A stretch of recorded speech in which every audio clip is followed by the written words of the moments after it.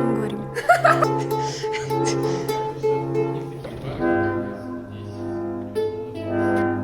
А ты рисуешь пером? Надо карту, А ты рисуешь пером? Нет, это странно. Мне больше нравится, когда на глаза. А ты рисуешь пером?